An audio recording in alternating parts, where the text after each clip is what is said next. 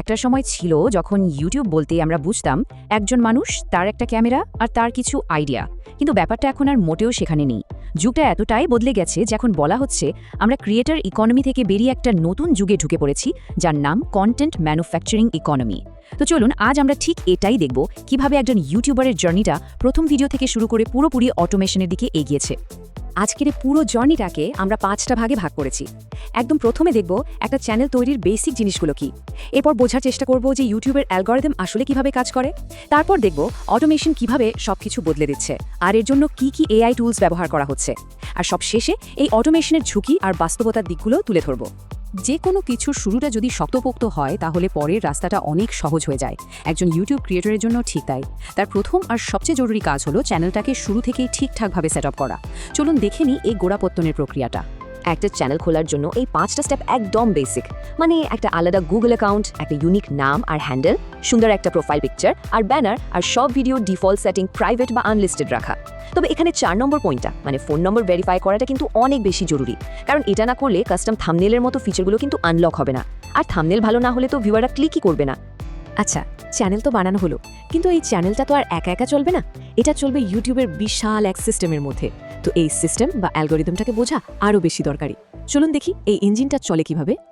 এই কোটেশনটা দেখলেই ইউটিউবের এখনকার ফিলসফিটা পরিষ্কার হয়ে যায়। আগে ইউটিউব অ্যালগরিদম শুধু দেখতো কোন ভিডিও মানুষ বেশি সময় ধরে দেখছে, কিন্তু এখন ফোকাসটা পুরোপুরি ঘুরে গেছে। এখন অ্যালগরিদম শুধু একটাই প্রশ্নের উত্তর খোঁজে: এই মুহূর্তে এই নির্দিষ্ট দর্শককে কোন ভিডিওটা দেখালে সে সবচেয়ে বেশি স্যাটিসফাইড বা সন্তুষ্ট হবে। সব খেলা এখন এই স্যাটিসফ্যাকশন নিয়ে। আর এই চার্টটা দেখলেই ব্যাপারটা আরও পরিষ্কার হয়ে যায়।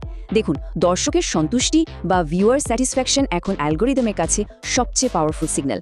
ইউটিউব এটা মাপে সার্ভের মাধ্যমে আর ভিডিও দেখার পর দর্শকের আচরণের ওপর ভিত্তি করে। এরপরে আসে ক্লিক থ্রু রেট, মানে কতজন থাম্বনেল দেখে ক্লিক করলো, আর অ্যাভারেজ ভিউ ডিউরেশন, মানে গড়ে কতক্ষণ ভিডিওটা দেখা হলো। সংখ্যাটা একবার দেখুন, 200 বিলিয়ন। হ্যাঁ, ঠিকই দেখছেন। সোর্স অনুযায়ী 2026 সাল নাগাদ ইউটিউব শর্টসের ডেইলি ভিউয়ের সংখ্যা এটাই হতে চলেছে।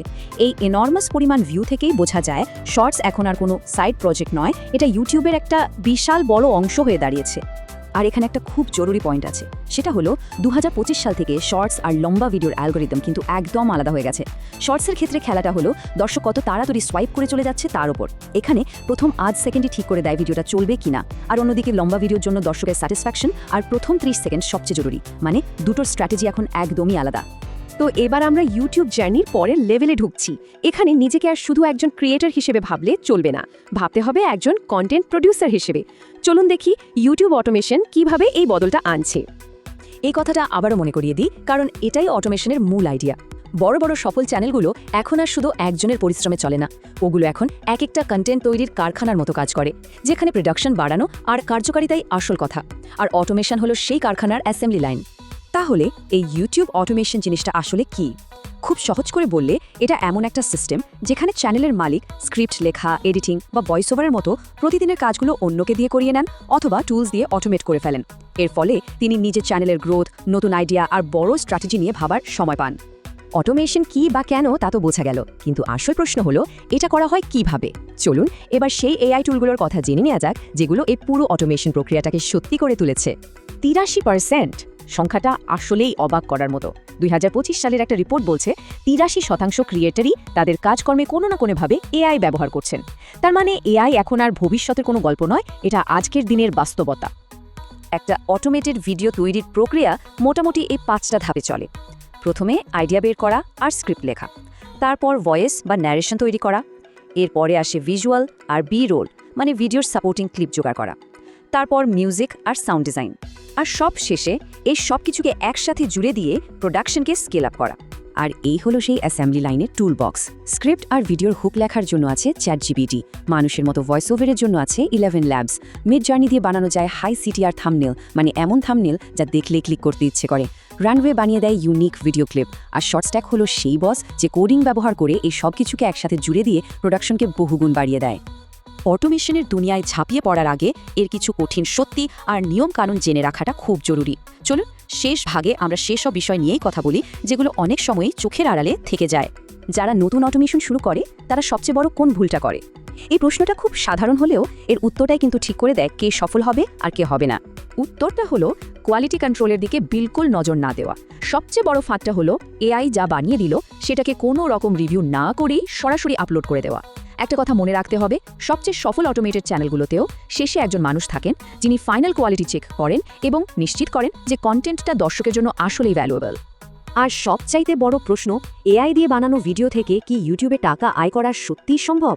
যারা এটাকে একটা বিজনেস হিসেবে দেখছেন তাদের জন্য এর উত্তরটা জানা খুব দরকার। ইউটিউবের অফিসিয়াল পলিসি বলছে উত্তরটা হলো হ্যাঁ, কিন্তু এর সাথে কয়েকটা বড় কিন্তু জুড়ে আছে। আপনার ভিডিওকে অবশ্যই দর্শকের জন্য ইউনিক কিছু ভ্যালু দিতে হবে। শুধু অটোমেটেড কম কোয়ালিটির বা স্প্যামি কন্টেন্ট হলে চলবে না। আবার নিজের কোনো ধারাভাষ্য ছাড়া অন্যের কন্টেন্ট ব্যবহার করলে রিইউজড কন্টেন্ট হিসেবে চ্যানেল ফ্ল্যাগ হতে পারে। আর সবচেয়ে জরুরি নিয়মটা হলো আপনাকে অবশ্যই ইউটিউবের লেবেল ব্যবহার করে জানাতে হবে যে আপনার কন্টেন্ট এআই দিয়ে তৈরি। তাহলে পুরো আলোচনা শেষে আমরা একটা মৌলিক প্রশ্নের সামনে এসে দাঁড়াচ্ছি, ইউটিউবের ভবিষ্যৎ কি তাহলে একজন মানুষের হাতে নাকি একটা কন্টেন্ট তৈরির কারখানার হাতে? এই প্রশ্নটাই আমাদের এই বিষয়ের মূল দ্বন্দ্বে নিয়ে আসে আর ভাবতে বাধ্য করে যে এই টেকনোলজির যুগে ক্রিয়েটিভিটির আসল মানেটা আসলে কি।